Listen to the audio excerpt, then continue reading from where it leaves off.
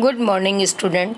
आज हम Hindi part 4 football match मामा जी के संग पाठ पढ़ेंगे। बच्चों, इस पाठ में बताया गया है कि मामा जी किस तरह फुटबॉल प्रेमी थे। वो कहीं भी मैच होता, भले तेज़ धूप हो या बारिश आ रही हो, वो छाता लेकर मैच देखने चले जाते थे। उसी प्रकार गर्मी के दिनों में मामा जी मैच देखने खेल के मैदान में जा रहे थे। वहीं उनके दो भांजे को साथ खेल दिखाने ले जाना चाहते थे और वहाँ जाने के बाद जो घटना घटती है उसके बारे में आज हम पढ़ेंगे। फुटबॉल मैच मामा जी के संग। जीजी, आज मैं दोनों खिलाड़ियों को मैच दिखाने ले जाऊंगा। मामा जी ने अपनी बहन से कहा कि जीजी, मैं इन दोनों बच्चों को खेल दिखाने ले जाऊंगा।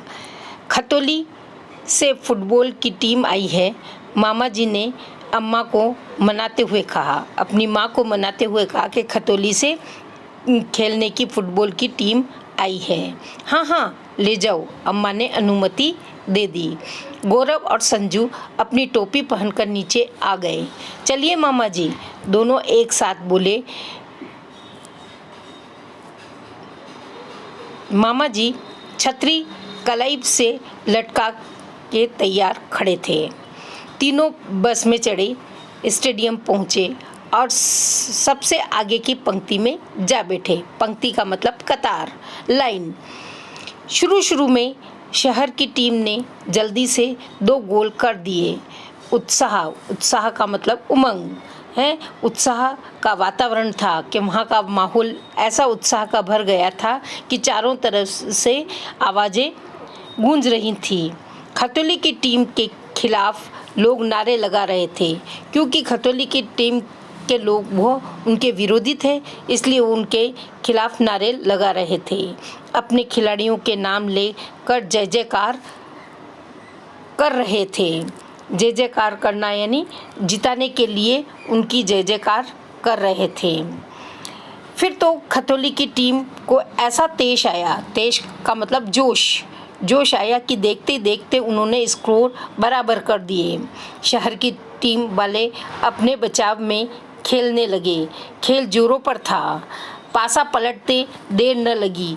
पासा पलटना यानी हार और जीत का पत्ता नहीं चलना कि कौन हार रहा है और कौन जीत रहा है। जो हार रहा है वो जीत जाता है और जो जीत रहा है वो हार जाता है। इस तरह से पासा पलटते देर नहीं लगी।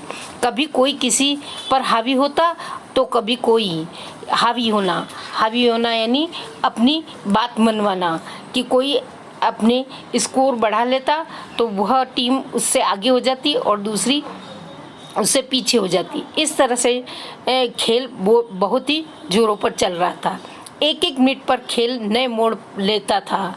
नजर आ रहा था, मोड़ लेते हुए नजर आ रहा था। दोनों टीमों ने 2-2 गोल बना लिए। आखिरी में आधा घंटा रह गया। अब शहर वाले फिर खतौली की टीम पर हावी हो गए। उसी समय सूरज दाईं दीवार से ऊपर उठकर चमकने लगा कि सूरज सिर के ऊपर आ गया था और तेज धूप थी। गौरव संजू ने अपनी टोपी आंखों के सामने कर ली। मामा जी कुछ परेशान नजर आए कि बहुत तेज धूप है और आंखों पर उनके धूप आ रही थी। कुछ देर आंखों पर हाथ से छाया करके बैठे रहे। हाथ से छाया करते हुए बैठे हुए थे।